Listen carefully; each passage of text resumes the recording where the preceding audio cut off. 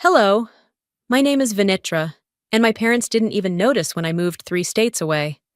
Not a call, not a question, nothing. They posted a family photo that week with the caption, "All of us together," and I wasn't in it. But that was just the surface.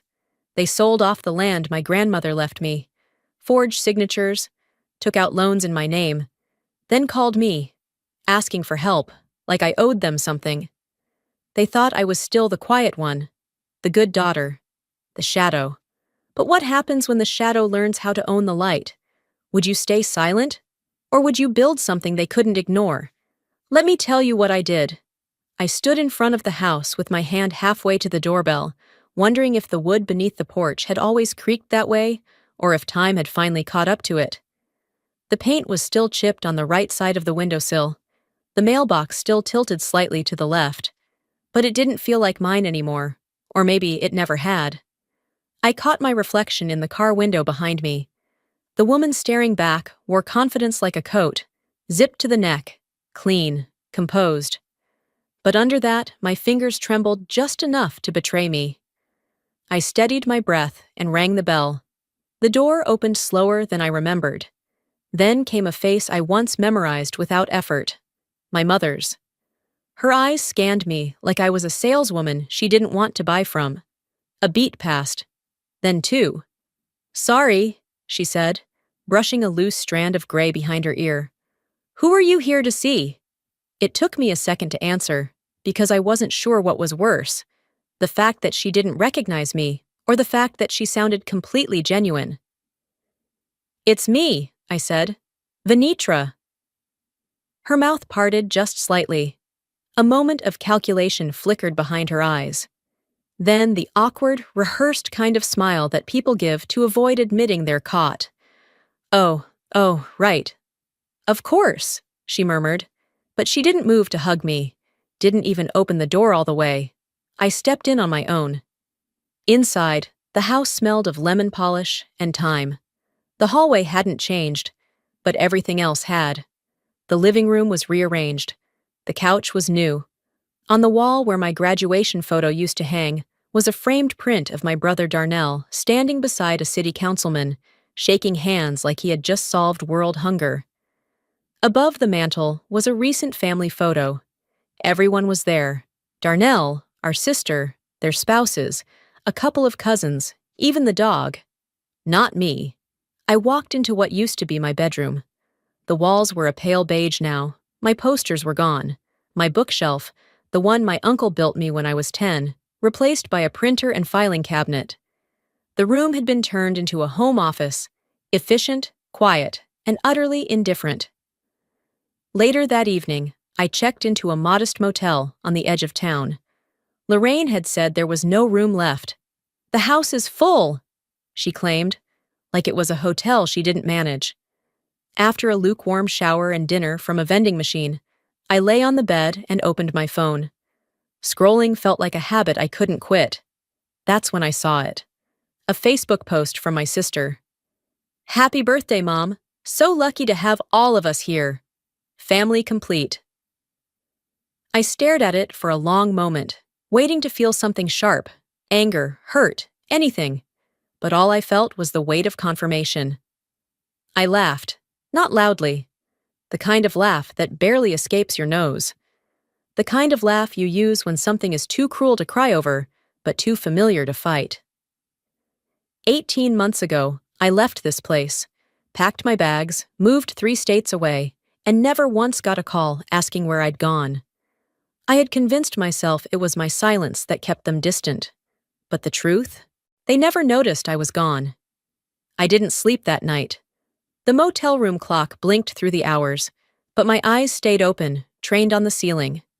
My mind wasn't spinning. It had settled.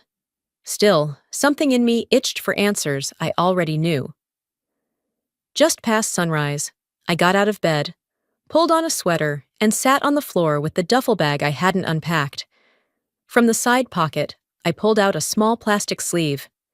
Inside were a few folded receipts and a greeting card with a sun-bleached cover, roses and gold script. To the woman who gave me life. I stared at the florist confirmation slip. 2 years ago. sent to this same address. The card had been written in my hand. To Mom. Thank you for everything you did when I didn't know how to say it. Love, V. The flowers were expensive. Back then, I'd just gotten my first major deal in Houston. I wanted to mark the moment with gratitude, even if no one asked for it, even if no one would say thanks back. Except they did. Just not to me. I remembered the post, clear as day. Thanks for the beautiful bouquet, sweetheart. You always know how to make me feel special. Love you, baby girl. Posted by my mother, tagged to my sister, captioned, From your favorite daughter. That day, I told myself it didn't matter, that she must have mixed them up. Maybe it was the delivery, maybe the florist got confused. But even then, part of me knew better. Now, sitting on a stained motel carpet, card still sealed in its original envelope, I knew exactly what had happened. She knew where those flowers came from. She just decided who they should have come from. Later that morning, after some dry motel toast and 2 cups of bitter coffee, I drove back to the house. I didn't call ahead. I didn't need permission. Nobody noticed when I was gone. Why would they care if I showed up? The driveway was empty. Good. Darnell's truck wasn't there. I pulled up quietly, parked behind the shed, and walked around to the garage. The side door was still sticky on the hinge, same as always.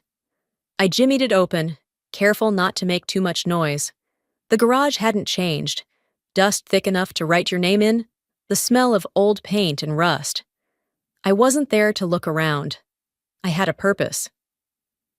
In the far back corner was a stack of storage boxes. I recognized the handwriting on the labels. One read, Venitra, school stuff. I crouched and pulled it down, brushing away a dead spider from the corner. Inside were binders, notebooks, my high school yearbook. And beneath those, neatly placed in a manila envelope, was the letter. I knew it before I even opened the flap. The envelope was sealed, but warped. The edges were crumpled, the bottom corner chewed at, like it had been dragged around. Bits of dog hair clung to the paper. There were smudges, spots. It had clearly been shoved somewhere dirty, and it hadn't been opened. My handwriting was still on the front.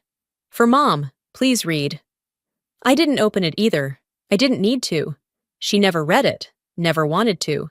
She'd taken something I wrote in one of the hardest moments of my life, when I had just left college after a breakdown, when I was struggling to forgive her for the way she'd looked at me like I was disposable, and used it as lining for the dog bed. Probably thought it was trash. I stood up slowly, holding the letter in my hand. Then I placed it back inside the box, on top this time. Message received. I walked out without touching anything else. I didn't slam the door. I didn't cry. Not then. Instead of heading back to the motel, I drove into town. There was a small cafe near the courthouse, the kind with sun-faded menus and chipped mugs. I ordered black coffee and a breakfast sandwich, then pulled out my laptop. I checked my calendar, my inbox, and opened a folder labeled Mid-South Acquisitions. Inside was the pending purchase file for several rural homes nearing foreclosure. One address caught my eye. My old house, the one I just walked out of. The final stage of acquisition was in 5 days. I stared at the file for a moment. There were no bells ringing in my head, no alarms, just a strange stillness. I didn't mark it for removal, didn't make any notes. I flagged it as internal interest, sensitive ownership confirmation pending, and closed the laptop. Then I picked up my coffee, took a sip, and leaned back in my chair. Let them keep thinking I came back because I missed them. Let them believe they still had control over what I knew, what I owned, what I wanted. Because truth was, they never saw me coming either. By the time Sunday rolled around, I had already made peace with what I wasn't going to hear. I didn't expect apologies. I didn't want explanations. I just needed to see it with my own eyes, to prove to myself that what I'd been avoiding all these years wasn't a misunderstanding. It was policy. I pulled into the driveway 5 minutes late on purpose. The family brunch was in full swing. Through the windows, I saw Darnell holding court at the head of the table like he was running for mayor. Laughter drifted out when I opened the front door. No one turned. The dining room smelled like bacon and cinnamon rolls. I stepped in slowly, scanning for an empty seat. There wasn't one. Every chair was taken, siblings, cousins, even someone's neighbor who wasn't even blood. I cleared my throat. Lorraine looked up, offered a polite nod like I was a last-minute guest at someone else's event. She didn't say, "Sit down." She didn't say, "We missed you." Darnell didn't even glance my way. A bar stool was tucked near the kitchen island. I carried it over, made space at the corner of the table, and sat with the same grace I'd learned in rooms where I wasn't invited. Plates were passed.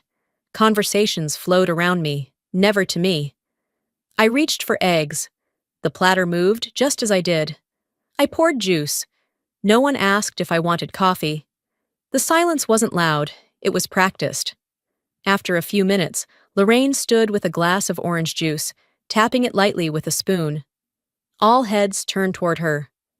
"I just want to take a moment," she began, "to honor the one who's been holding this family together." Her eyes landed on Darnell. "To the child who stayed, who took care of the family business when others wandered. Darnell, we're proud of you." There was clapping. Some stood and raised their glasses. I offered a smile. Not because I meant it, but because I'd learned how to wear one like armor. Then Uncle Morris turned to me. He tilted his head the way people do when they're trying to recall your name, but can't quite reach it. "You used to write little poems, didn't you?" he asked, loud enough for everyone to hear. "Back in school. That was your thing, right?" He chuckled before I could answer. "That's something, ain't it?" Someone laughed behind a napkin. Darnell looked right at me and grinned, the kind that doesn't hide its teeth. I excused myself after the meal. No one asked why. In the hallway, I passed the same photo that haunted me a few days ago. Darnell beside a politician. Handshakes, medals, captions. As I walked to the guest room, where I was told I could rest for a bit, I noticed the cabinet door near the hall was slightly ajar. Something inside caught my eye. Curiosity didn't feel like revenge. It felt like survival. I stepped in, found a stack of legal folders, Lorraine's neat handwriting on each tab, tax records, medical bills, property deeds. One folder read, Granny Pearl, land title. I opened it carefully. Inside was the notarized deed from our grandmother's estate. The property had been split equally between her grandchildren, on paper once. Now it had a revised version, one name, Darnell's. I scanned the pages again to be sure. My name wasn't listed, not even as a witness. No letter, no call, no explanation. The signature from Granny Pearl looked digitized, stamped, dull. Darnell's signature was fresh, ink still crisp. I didn't take a picture. Didn't pocket anything. I just closed the folder, slid it back into the cabinet, and pulled the door shut. No slamming, no scenes. On my way out, I passed Lorraine in the hallway. She gave me a look that wasn't guilt, wasn't shame.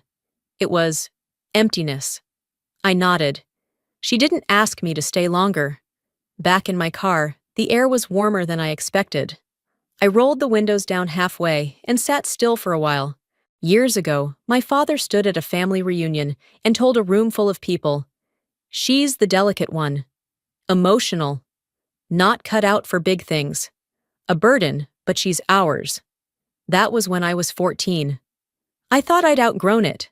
But now, older, wiser, more silent than ever, I realized they hadn't changed their minds.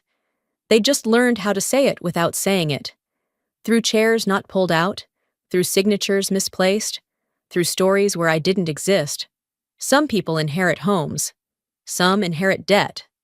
Me? I inherited silence. The next few days passed in a blur of errands, small talk, and short drives that seemed longer than they used to.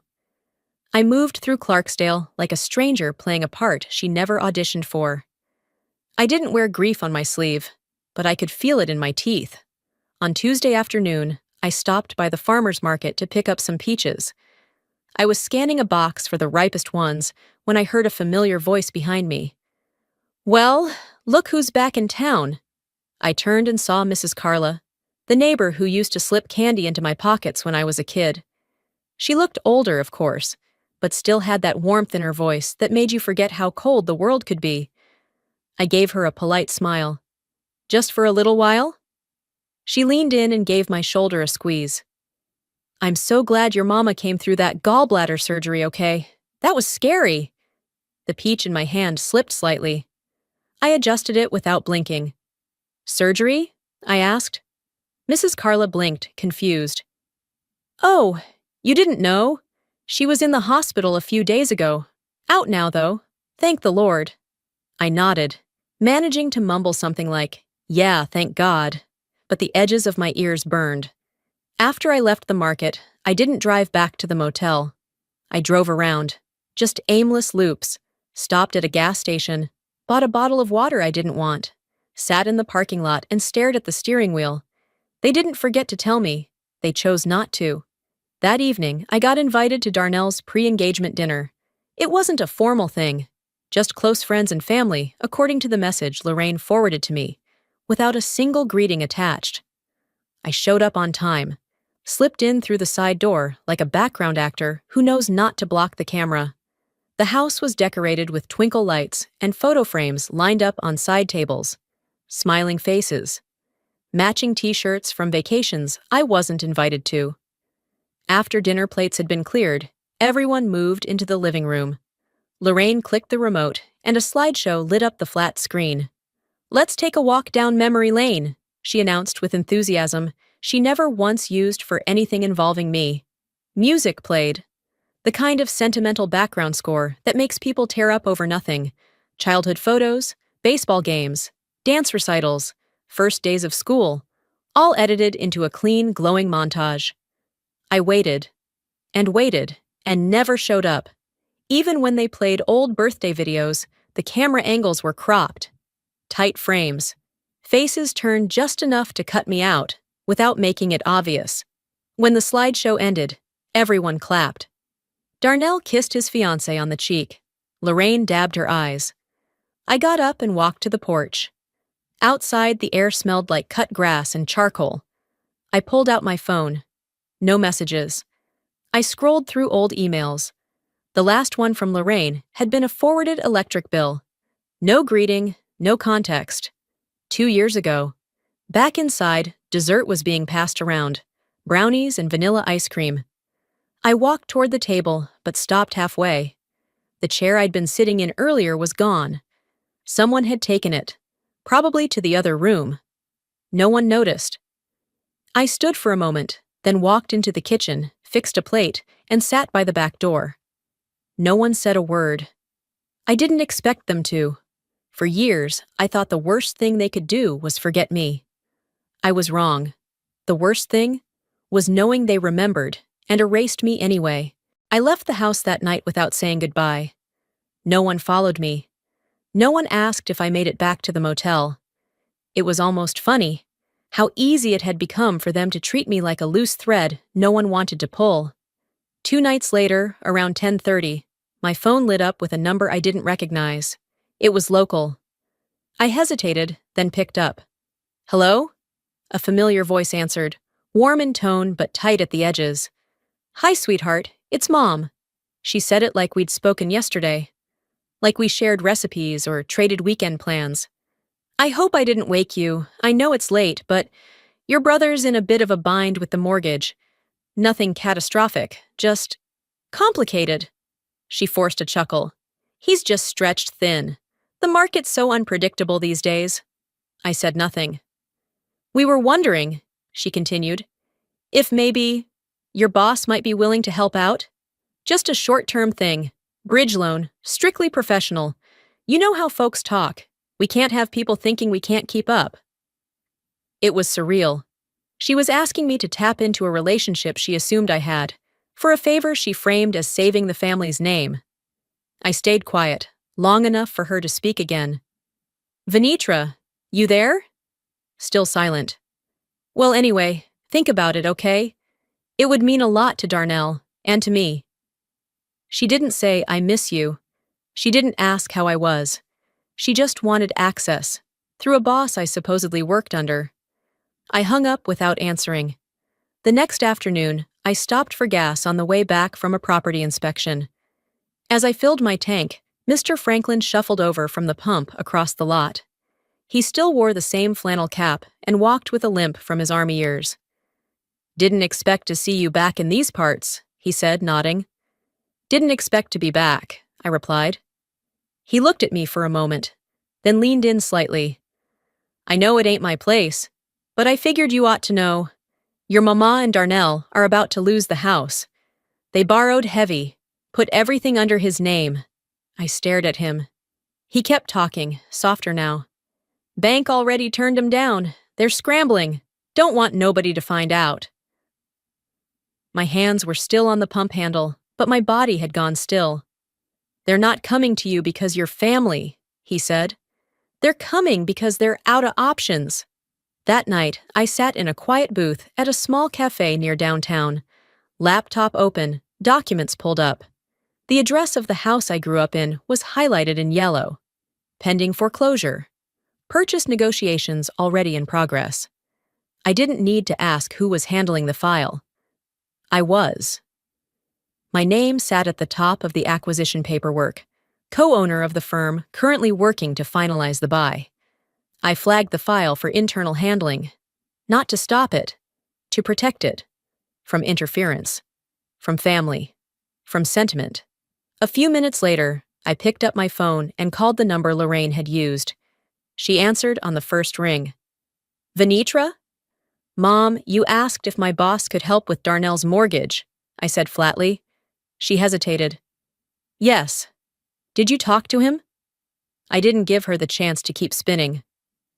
"I am the boss." Silence. I don't approve financial rescues for people who forget I exist until they're underwater.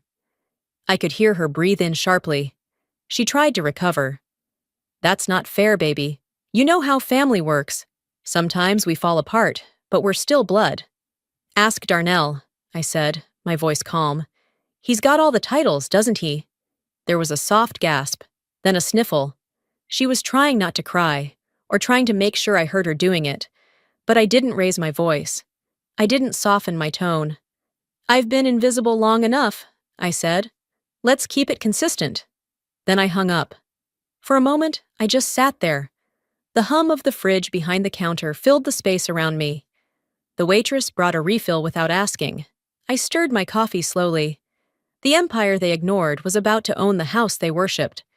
The next morning, I got a text from Lorraine. "Can you swing by the house? Just want to talk. Nothing heavy." She even added a smiley face. I stared at it for a minute, then replied, "Sure, 2:00. Before heading over, I stopped at a cafe and picked up an iced tea, then made one more stop, at the firm's satellite office downtown. I asked Hannah, one of my legal advisors, to come along. I didn't tell her why, just asked if she could meet me at the gas station 2 blocks from the house and wait in the car. Just in case. She didn't ask questions. That's why I trusted her. At 2:05, I pulled up the gravel driveway, parked, and walked up to the porch, like I wasn't walking into a setup. Lorraine met me at the door with a practiced smile and a plate of lemon cookies. "Darnell's here too," she said, as if that were normal. "Just a quick thing to go over." He was already at the kitchen table, papers laid out, pen clipped neatly to the top. Lorraine sat next to him. The plate of cookies stayed untouched. Darnell gestured to the stack. "It's just a signature. Mom's credit is shot, and the bank won't give her the time of day without a cosigner." I looked down at the document. Pages and pages of dense legal text, but one thing stood out in bold, underlined font. Joint responsibility. All financial burden shared equally by signing parties. No clause for removal. He smiled the way people do when they think they've rehearsed their part well. "Come on," he said. "No risk to you. You've got the money. You don't even need to do anything. Just sign so we can keep the house." Lorraine chimed in softly. "You owe this family something, don't you?" I pulled out my bag, unzipped the side pocket, and set a small digital recorder on the table. "Would you mind repeating that?" They both froze. Darnell's mouth opened, but no words came. Lorraine's smile faded. "I'm going to take this home," I said calmly, collecting the papers. "And have my legal team look it over," Darnell scoffed. "Seriously? You're dragging lawyers into this?" "You did," I replied, "when you brought me into something that's already falling apart." I stood up. Lorraine reached out gently. "Venetra, this is your family. We're not trying to trap you, just asking for help." I met her eyes. "You're asking for access. That's not the same thing." On the way back, I stopped by a diner for a late lunch. It was the kind of place where everyone knew someone's aunt or cousin, where gossip passed like condiments across the table. I sat at the counter and ordered coffee. 10 minutes later, someone tapped my shoulder. It was Denise Chapman. We'd gone to school together, different circles, but still familiar. She leaned in like we were best friends. "I heard you're still mad." I turned slowly. "Darnell says you're freezing them out, just letting them sink, that you like watching it happen." I didn't blink. "You'd be amazed how loud guilt sounds when it's dressed up as duty." She opened her mouth, thought better of it, and left. Back in my car, I laid the contract out across the passenger seat and read every word. Hidden beneath the jargon and fine print was a clear trap, one I was expected to walk into with my eyes closed. The agreement didn't protect me. It exposed me. If Darnell missed a payment, which he would, I'd be liable for the full amount. And there was no clause to opt out. It was signed by him, prepared by his friend's firm, already notarized. I folded the papers neatly, tore the corner just slightly, slid them into an envelope, and attached a sticky note. "This is the last time you mistake silence for compliance." That evening, just as I was sorting through emails at the motel, my phone buzzed again. Voicemail from Lorraine. Her voice, no longer warm. "I raised you better than this. I don't know who you've become, but people are talking. People are asking why you're acting so cold. You're embarrassing this family." I hit play again, then forwarded the file to Hannah. After a pause, I recorded my response. "You didn't raise me. You raised an image, a story, something you could point to in public. But that version of me died the day you taught me love was conditional. I'm not here to perform anymore. I'm not here to be silent for your comfort." I hit send, and for the first time in weeks, I slept soundly. They thought I'd fold like before, but this time, I brought paper that bites back. The courthouse wasn't grand, just tired. Beige carpet, flickering fluorescent lights, and a podium with a microphone that squeaked every time someone adjusted it. I sat in the back row while names were called. Most people were here to dispute fines, finalize property sales, settle debts they couldn't carry anymore. When they called the Henderson case, I stood. I didn't rush. Inside the small hearing room, Darnell was already seated at the front table, Lorraine beside him, flipping nervously through paperwork.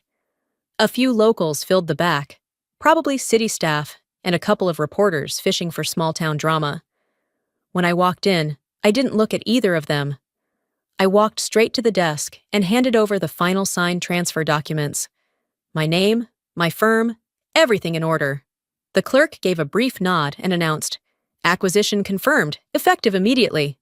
Whispers followed like smoke. Darnell leaned toward Lorraine, muttering, "Bet it's one of those out-of-state developers, probably gonna tear it all down." Then the back door opened again.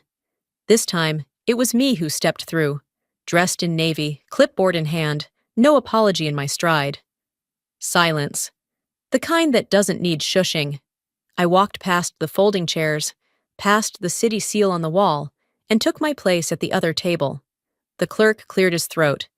"Just to clarify for the record, Miss Venetra Henderson holds 61% ownership in the purchasing entity and has acted as the primary decision-maker in this acquisition." Lorraine's eyes widened. Darnell froze. The banker beside them stammered, "She's had power of attorney on this deal since last quarter," I finished for him, without looking away from the panel. Darnell blinked hard. "You went behind our backs." "No," I said. "I went through the front door. You just weren't watching." I turned toward the counsel. "This isn't a family dispute. This is a business conclusion. Lorraine stood abruptly. How could you do this? This house is your legacy, too. I pulled a folder from my bag and opened it. Inside were printouts, forged applications, digitally altered email threads, loan documents submitted with my name, but not my hand. This, I said, holding up a sheet, is the application Darnell submitted 3 years ago using my identity as collateral. I passed another page across the table. And this is the timeline of wire transfers, accounts opened using my SSN, addresses tied to my name, but listed as authorized user, D. Henderson. A low gasp rippled through the back row. I didn't raise my voice. You used me, repeatedly, but I made sure every misuse had a breadcrumb, and now those breadcrumbs lead here. Darnell started to speak, then stopped. His hand trembled as he slid it off the table. One of the council members asked, Miss Henderson, do you intend to press charges? I looked at Darnell for the first time. Not yet, but I've started the clock. Outside, the sun was merciless. Reporters swarmed the steps like bees to a cracked jar of honey. Is it true you just reclaimed your childhood home? Are you planning to evict your own family? Is this about revenge? I didn't answer any of them.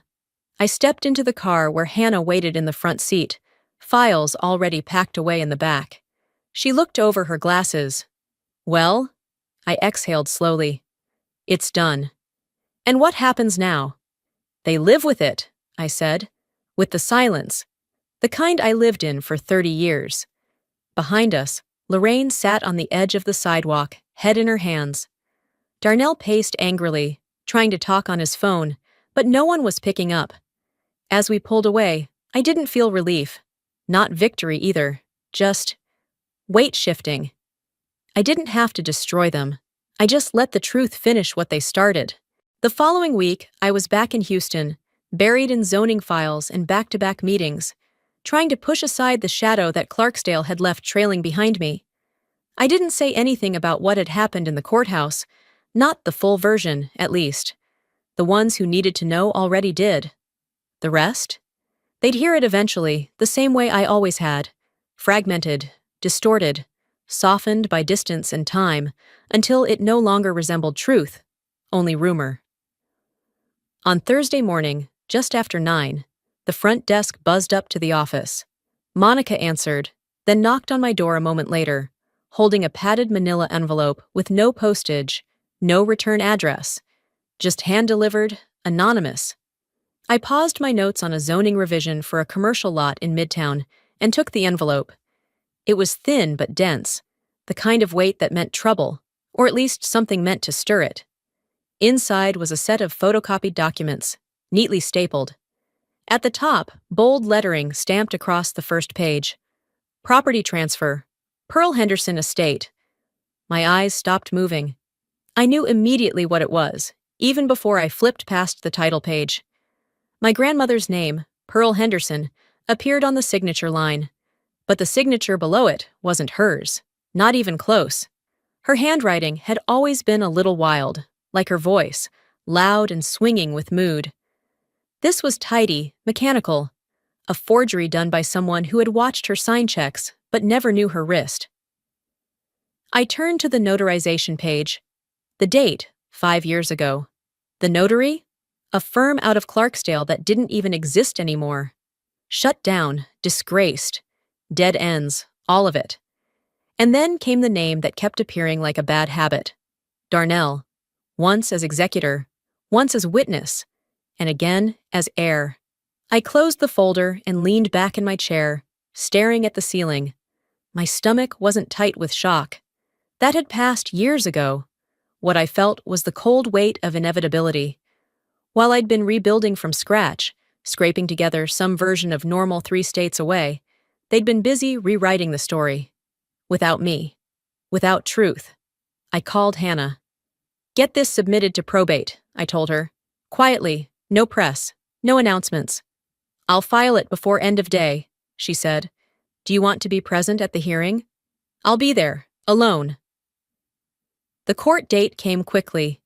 Tuesday morning. The courthouse smelled like dust and old paperwork. I showed up early. No family, no bystanders. Just me, Hannah in a charcoal suit, and a judge who looked like he'd seen too many versions of this same story. Hannah handled everything. She was clinical but compelling, methodical as she laid out evidence like a quiet war. She showed digital timelines, voice recordings, sworn affidavits from people who remembered Pearl's voice in those last years. People who remembered who was really there and who wasn't. People who hadn't forgotten what family meant, even if family had forgotten them. There were no objections. No lawyers standing up to argue. No one came to contest it. 15 minutes later, the judge signed off. The documents were declared invalid.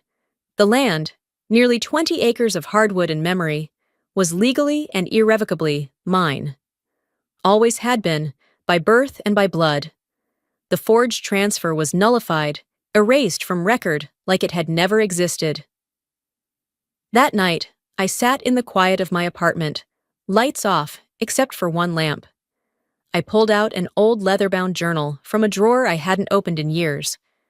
Between two dog-eared pages, there was a letter, yellowed at the edges, folded 3 times, still unmailed. It began, "Dear Mom, I don't know how to say this without sounding ungrateful, but..." I read it slowly, as if reading someone else's handwriting. And maybe I was. The person who wrote that letter was younger, more hopeful. They believed in reconciliation, in clarity, in second chances. It wasn't a bad letter. If anything, it was kind. Too kind. But it didn't belong anymore. Not to me. Not to the life I'd built since. I tore it down the fold lines, piece by piece. Not in anger. Just with finality. There are some truths that outlive their purpose. Some stories you outgrow. The next morning, I drafted a new letter. It didn't start with "Dear," no greeting, no farewell. Just a plain, unvarnished message. You may continue to reside on the property until your affairs are settled. I will not evict you. I will not return. This is not an act of punishment. It is a boundary. For your dignity and for mine. No signature, just initials. No address, just a P.O. box. I slipped it into an envelope and dropped it in the mailbox downstairs. Then walked a block and a half to a quiet cafe. Ordered coffee, sat by the window, and watched Houston start its day. That evening, I was back on the highway. The Clarksdale exit came up on my right. Familiar green signs, same mile markers, same pull. But I didn't slow down. I didn't look. My hands stayed steady on the wheel, the skyline ahead glowing like a promise I could finally believe in. In the rearview mirror, I saw nothing I needed to return to. Forgiveness isn't a performance, and silence doesn't always mean surrender. Sometimes it means freedom. Sometimes it's both. It had rained the night before, one of those quiet storms that doesn't announce itself with thunder, just slips in and rearranges the air. The next morning, everything outside my window looked sharper, like the skyline had been freshly outlined. I brewed coffee and stood barefoot on my balcony, watching the sun push through the clouds. There was no sense of conclusion, just space, breathing room. Later that day, I met my team at a duplex in East Austin, newly renovated. Nothing grand, just clean lines, soft yellow paint, a pair of modest porches. The kind of home that doesn't boast, but offers safety. I walked through the rooms slowly, hand brushing over walls, fingertips grazing windowsills. It wasn't mine in the way Clarksdale was mine. It was mine in a better way. Not inherited, not stolen back. Built. Chosen. My assistant, Tasha, stood in the hallway, iPad in hand. "We're good to sign off," she said. "Want me to finalize the paperwork with the foundation?" I nodded. She paused. "Why this one, though? We've passed on bigger properties." I looked around one last time. "Because it's not about square footage. It's about message." She tilted her head. "What message?" "That no one should have to earn the right to be seen." That afternoon, I returned to the office. There was a missed call on my phone. Clarksdale area code. No voicemail, just a call that rang once and hung up. I didn't call back. I didn't need to wonder who it was. Some bridges don't need burning. They just don't lead anywhere anymore. I hit delete and tucked the phone away. That night, I hosted dinner at my house. My house. No last-minute invitations, no passive-aggressive questions about seating charts. Just my team, a few close friends, and my mentor, Mrs. Pearson, who'd once told me, "Sometimes family isn't blood. It's who shows up when your name isn't trending." We had gumbo and cornbread. Someone brought peach cobbler from a bakery downtown. There was music, soft Motown in the background, and conversation that didn't circle around survival or obligation. Midway through the evening, I excused myself to the hallway. On the wall hung a photo, the day we opened our first office. I was in the center, flanked by Hannah and Tasha, everyone grinning, exhausted and proud. That picture used to make me ache. Now it felt like proof. A guest wandered over, a friend of a friend. He pointed to the photo and said, "You've built something incredible. Does your family know?" I smiled. "They'll hear about it eventually, but it's not for them." He looked puzzled, then nodded. Before everyone left, I handed out thank you notes. Not because it was expected, but because I wanted to. No strings, no debts, just appreciation. After the dishes were cleared and the last hugs exchanged, I sat alone with a cup of tea and my journal. I hadn't written in it since I tore up that letter, but tonight felt like it needed marking. I wrote slowly, "You don't win by being invited back. You win by realizing you never needed to audition in the first place. You win by knowing you're enough, even when no one claps." I closed the journal, set it beside the lamp, and walked to the balcony again. The storm had passed. The wind had quieted. My breath felt steady in my chest. They thought I was a silence they could manage. But this empire? It's not made of walls or land. It's made of the woman they never saw coming.